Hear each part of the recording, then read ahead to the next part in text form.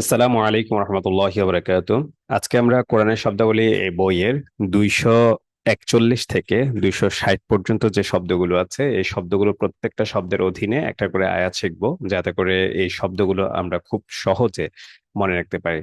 তো চলুন শুরু করা যাক। প্রথম আমাদের যে শব্দটা সেটা হচ্ছে গাফিল।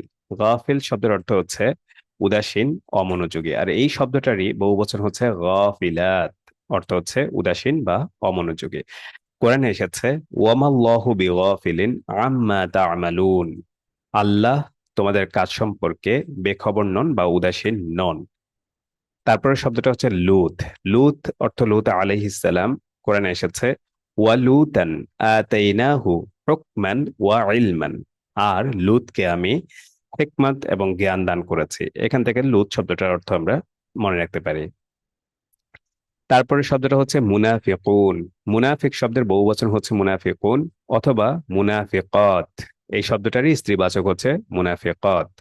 অর্থ হচ্ছে মুনাফিক বা কপট, পুরুষ, নারী।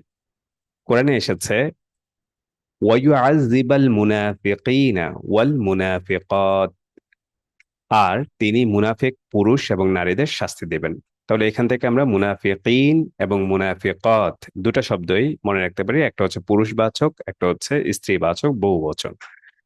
তারপরে শব্দটা হচ্ছে কামারুন। কামার অর্থ হচ্ছে চাঁদ। কোরআনে এসেছে ওয়াসাখখারা লাকুমুশ শামসা ওয়াল কামারা। আর তিনি চন্দ্রকে এবং সূর্যকে তোমাদের সেবায় নিয়োজিত করেছেন। এখান থেকে আমরা কামারা শব্দের অর্থ চন্দ্র, এটা মনে রাখতে পারি। তারপরে শব্দটা হচ্ছে ইউসুফ। ইউসুফ অর্থ ইউসুফ আলাইহিস সালাম। কোরআনে এসেছে ওয়াকালু, তারা বলল আইন্নাকা লাআনতা ইউসুফ, তুমি কি অবশ্যই ইউসুফ। এই প্রশ্নটা মূলত ইউসুফ আলাহিসাল্লামের ভাইয়েরা যখন তার সাথে পরিচয় হলো পরবর্তীতে, তখন তাকে প্রশ্নটা করলেন। তারপরে শব্দটা হচ্ছে ইমরাতুন। এই শব্দের বহুবচন হচ্ছে ইমরাআত। অর্থ হচ্ছে স্ত্রী বা নারী। কোরআনে এসেছে ওয়াকানাত ইমরাআতি আকিরান। আর আমার স্ত্রী হচ্ছে বন্দা। এখান থেকে আমরা ইমরাত অর্থ হচ্ছে স্ত্রী, এটা মনে রাখতে পারি। তারপরে শব্দটা হচ্ছে আজমাইন। অর্থ হচ্ছে সকলে বা একত্রে। কোরআনে এসেছে ফাসাজাদাল মালাইকাতু কুল্লুহুম আজমাউন। আর প্রত্যেক ফেরেশতা সবাই মিলে একসাথে সেজদা করলো। এখান থেকে আমরা আজমাউন বা আজমাইন অর্থ সবাই মিলে একত্রে, এটা মনে রাখতে পারি। তারপরে শব্দটা হচ্ছে আলু। অর্থ হচ্ছে সম্প্রদায়, বংশধর, পরিবার। কোরআনে এসেছে ওয়াগরাকনা আলা ফিরআউন। আর আমরা ফেরাউনের সম্প্রদায়কে ডুবিয়ে দিয়েছি।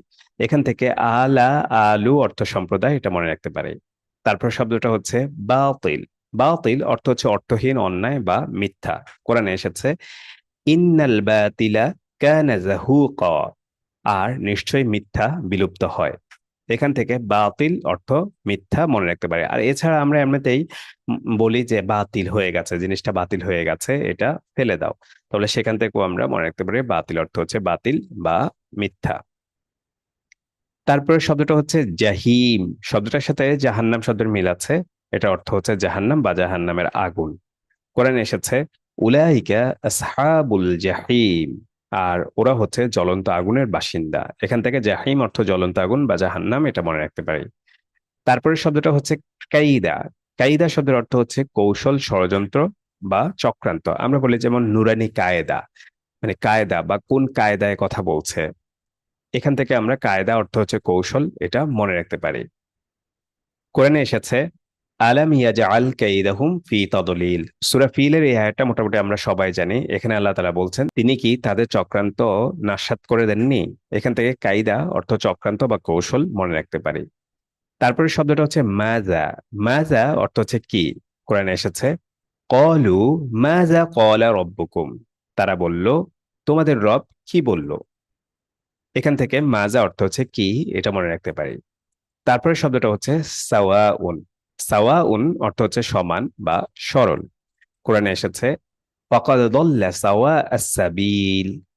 অতঃপর সে সরল পথ থেকে বিচ্যুত হয়ে গেছে। এখান থেকে সাওয়াউন অর্থ সরল, এটা আমরা মনে রাখতে পারি। তারপরে শব্দটা হচ্ছে সামুদ। অর্থ সামুদ।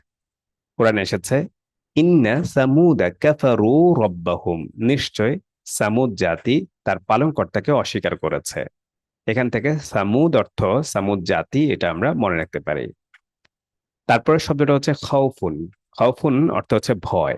কোরআনে এসেছে ওয়ালা খাউফুন আলাইহিম, তাদের কোনো ভয় নেই, ওয়ালা হুম ইয়াহজানুন, আর তারা চিন্তাও করবে না, অনুতাপও করবে না। তারপরে শব্দটা হচ্ছে আদম। আদম অর্থ হচ্ছে আদম আলাইহিস সালাম। কোরআনে এসেছে ওয়ালাকাদ কাররামনা বানি আদম, আর অবশ্যই আমি আদমের সন্তানদেরকে মর্যাদা দান করেছি। এখান থেকে আমরা আদম শব্দটা মনে রাখতে পারি। তারপরে শব্দটা হচ্ছে বাসুন। বাসুন অর্থ হচ্ছে শাস্তি, শক্তি, যুদ্ধ এবং সংগ্রাম। কোরআনে এসেছে ওয়াল্লাহু আশাদ্দু বাসান, আর আল্লাহ শক্তিতে সর্বাধিক প্রবল। এখান থেকে বাসান অর্থ শক্তি, যুদ্ধ, এটা মনে রাখতে পারি। তারপরে শব্দটা হচ্ছে ঈসা। ঈসা শব্দের অর্থ ঈসা আলাইহিস সালাম। কোরআনে এসেছে ওয়া আতাইনা ঈসা ইবনে মারইয়ামাল বাইয়িনাত, আর আমি মরিয়ম তনয় ঈসা আলাইহিস সালামকে সুস্পষ্ট প্রমাণ দিয়েছি। এখান থেকে আমরা ঈসা শব্দটা মনে রাখতে পারি। তারপরে শব্দটা হচ্ছে ফাওকা। ফাওকা অর্থ হচ্ছে উপরে। কোরআনে এসেছে ওয়া ফাওকা কুল্লি জি ইলমিন আলিম, আর প্রত্যেক জ্ঞানীর উপরে একজন জ্ঞানী রয়েছে। এখান থেকে ফাওকা শব্দটার অর্থ হচ্ছে উপরে, এটা মনে রাখতে পারি। তারপরে এবং সর্বশেষ ওয়ার্ড হচ্ছে হাসানা, অর্থ হচ্ছে কল্যাণ বা ভালো। কোরআনে আল্লাহ তাআলা বলেছেন রব্বানা, হে আমাদের প্রতিপালক, আতাইনা ফিদ দুনিয়া, আপনি আমাদেরকে দুনিয়াতে দান করেন হাসানা, অর্থ হচ্ছে ভালো বা উত্তম। এখান থেকে হাসানা অর্থ কল্যাণ বা উত্তম, এটা আমরা মনে রাখতে পারি। তো এই ছিল কোরআনের শব্দাবলী বইয়ের 241 থেকে 260 পর্যন্ত যে শব্দগুলো আছে, প্রত্যেকটা শব্দের অধীনে একটা করে আয়াত। আমাদের এই ইউটিউব চ্যানেলে কোরআনের সকল শব্দের অধীনে একটা করে আয়াত আমরা আলোচনা করছি। এই ভিডিওগুলো দেখবেন, অন্যদের সাথে শেয়ার করবেন। আমরা চাই বাংলাদেশের সব মানুষ কোরআনের ভাষা আরবি জানুক। এই প্রত্যাশা রেখে আজকের মতো শেষ করছি। আসসালামু আলাইকুম ওয়া রাহমাতুল্লাহি ওয়া বারাকাতুহু।